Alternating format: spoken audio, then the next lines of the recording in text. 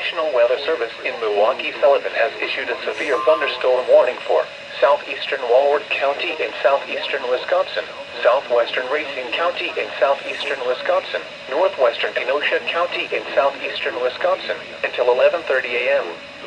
At 10:45 a.m., a severe thunderstorm was located over Lake Geneva, moving east at 35 miles per hour.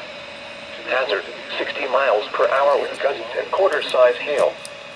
Source, radar indicated. Impact, hail damage to vehicles is expected.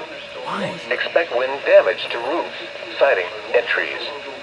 Locations impacted include Lake Geneva, Union Grove, Paddock Lake, Williams Bay, Camp Lake, Twin Lakes, Wheatland, Genoa City, Silver Lake, Powers Lake, Browns Lake, Boners Lake, Como, Pale Lake, Eagle Lake, Salem, Burlington, Springfield, Paris, and Brighton. For your protection, move to an interior room on the lowest floor of a building.